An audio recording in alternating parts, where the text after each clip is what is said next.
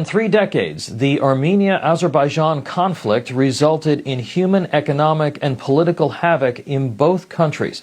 Thanks to a U.S.-brokered direct dialogue between the two nations a year ago, peace and prosperity there, though, are now within reach. Our national security correspondent Carla Babb sat down with the Armenian ambassador to the United States in an exclusive interview to discuss the changes he's seen since that historic agreement.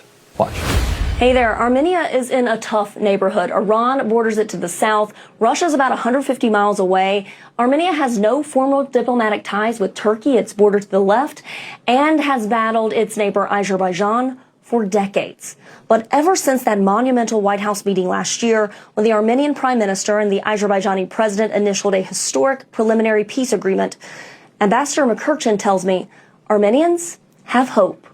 First of all, I would like to thank the American people and its leadership under President Trump for making this breakthrough, because the peace deal brokered by President Trump really made a historical shift in Armenia. The first time in the modern history of Armenia, now we have a totally new reality when we live in a peace, and when we are building a peace with our neighbor Azerbaijan.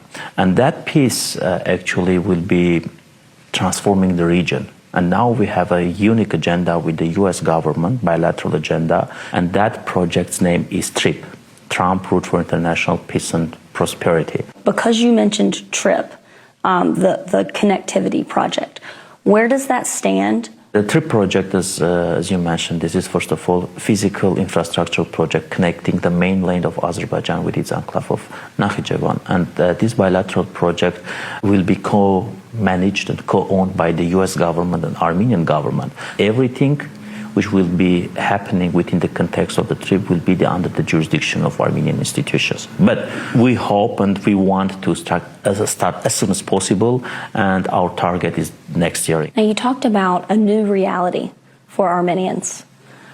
What are some examples? How has this changed life for the average Armenian? You know, this is the start of a unique process.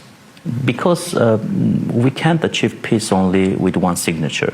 We need time. After the Washington Declaration, Armenia and Azerbaijan started to establish economic relations. We are buying oil from them and different products, and Azerbaijan is also considering to buy some products from Armenia. Reciprocal visits of civil society representatives or high-level visits from the state officials to Armenia.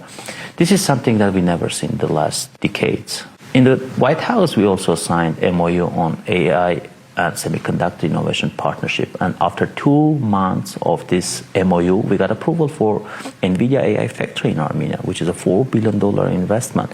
This will be changing all the AI ecosystem in Armenia and in the region. How has the U.S.-Iran war affected the U.S.-Armenian relations?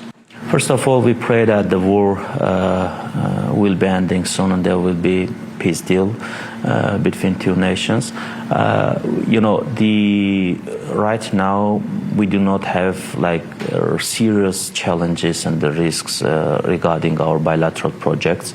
So a lot of expectations were made by different countries in some different circles that this war will change the priorities of the United States of America. But the State Department put it clearly. The TRIP project and the strategic partnership with Armenia is still priority. We are committed to the lasting peace. We want to have a good relation, normalized relations with Turkey, to open borders, to establish diplomatic relations, to have a final peace treaty with Azerbaijan, to have all the borders open and to build the crossroads of peace and technology. So big changes underway in Armenia. They still get most of their oil from Russia, but as you heard him say, they are also now getting oil from Azerbaijan, and that is huge. They're also diversifying their military weapons. Virtually all of their weapons used to come from Russia. Now they're procuring from more than a half dozen nations, including France, India, and for the first time ever, the United States.